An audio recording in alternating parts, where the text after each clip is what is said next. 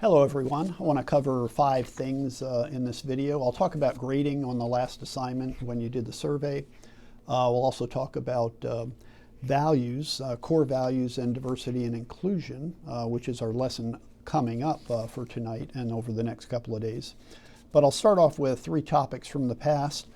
First of all, I want to address the issue of bad leadership in the context of ethics. And there's an interesting way to look at ethics and morals. Sometimes people use those interchangeably. Well, another perspective on ethics is how it's defined from the root word ethos. Ethos means culture. Culture means how we choose to live together. So when it comes to ethics and differentiations according to ethics, we could use that definition of ethics being how we choose to live together. And that says a lot because people around the globe could have different ethics and different ethical standards and still be living perfectly well. Just because our ethics varies from ethics from another culture doesn't mean one is right and one is wrong. And that brings into play another differentiation, and that is the idea that we tend to look at ethics as differentiating right versus wrong in common usage every day. But in reality, if we go back to just ethics in terms of culture, and how we choose to live together, then that would help us to further differentiate ethics as something varying from the idea of morals. Now, when we get into morality, morality has a lot to do with what it takes to sustain life. So when we look at lying, cheating, stealing, killing, and so forth, or otherwise psychologically abusing someone, let's say, as another dimension of that moral character, we're getting into the realm of things that we cannot have in society because it would impact our ability to sustain life. But ethics, again, differs a little bit in the sense that it has to do with simply how we choose to live together. Now, if a person violates the rules of how we choose to live together, then they really can't be part of the community, and we certainly would refer to that as unethical. There's an interesting case that occurred 20 years ago with regard to Enron Corporation, and the issue that they violated their own code of ethics, and they chose to violate that. They even chose to vote to suspend their ethics rules in order to be allowed to do the wrong thing. So what was the end result of all that? They did not do anything illegal according to the government at the time. Sarbanes-Oxley came out to preclude that from happening again with future corporations. But basically at the time, the government had no way to put the actors in jail that were involved in that. But the outcome was that they impacted people's ability to flourish in life, and that could be everything from one extreme of losing a retirement income all the way to losing a job in a certain situation. So ethics has a lot to do with rules, regulations, and practices we follow so that people can flourish in the lives they choose to lead. This, again, is in contrast to morality, where people could end up in danger and, in fact, even lose their lives when an immoral act is perpetrated. So you can, once again, think about ethics in terms of things that have to do with enabling human beings to flourish versus morals, which actually provide a threat against human beings' existence. Okay, the next topic then has to do with virtues and virtuousness. And Cameron writes this interesting article, and again in the article what he talks about is this idea of differentiating an unhealthy or disease-ridden person from one who is healthy or non-disease ridden. But then he takes it a step further and he talks about this deviance perspective that says a person who is completely unhealthy and is in need of a hospital can be made well again by going to the hospital. But it only brings them back to the center point. It doesn't take them into the realm of wellness. So if we think about wellness, we could think about the idea that a doctor is going to cure our maladies and bring us back to center point. But if we really want to be well and avoid getting sick to begin with, we need to enter the realm of the pursuit of wellness. So similarly, he talks about virtues in that regard and says, pursuing virtues, pursuing goodness, takes us simply beyond the realm of not doing what's wrong or bad, but into the realm of pursuing what is actually good.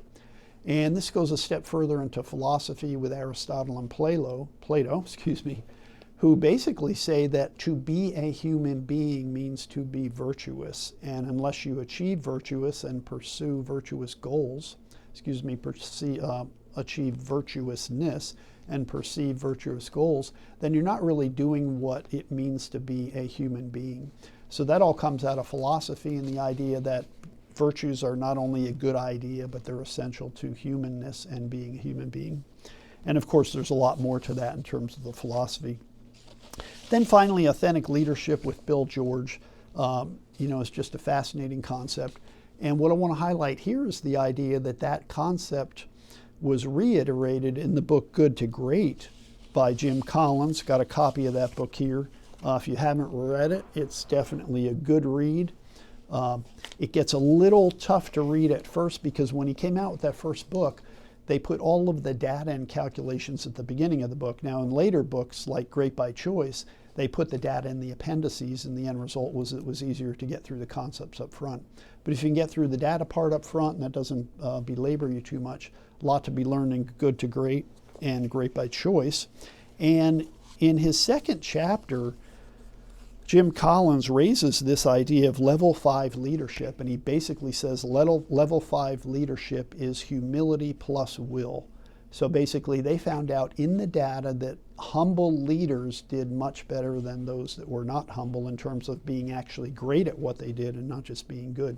Good to Great gets back to Cameron's idea that it's okay to be good and your center point in the middle, but if you really want to be great and move the needle all the way to the right, then the end result is you need to do certain things such as be a humble leader. But he also says, Jim Collins in his book, don't confuse that with a lack of determination and will to get the job done, because level 5 leaders will do both. They will be humble and they will still get the job done. Okay, topic headed into this week's lesson on inclusion and diversity, and that is the nature of core values. So the chapter on Shackleton is about core values, and what I'd like to share with you here is an experience I had at the Citadel. We were hammering out core values about 10 years ago, and we eventually landed on honor, duty, and respect. But that was an interesting conversation to have with the people engaged in that process, because some debate existed over the word respect. We had honor in there, we had duty in there, and people threw in things like maybe the third one should be excellence and so forth. And some of us insisted that we add respect into that package because of the world we live in right now and the criticality of making sure that we include respect as a value that need to be explicated or explained and included in that toolbox. Now here's an example from Nazi Germany.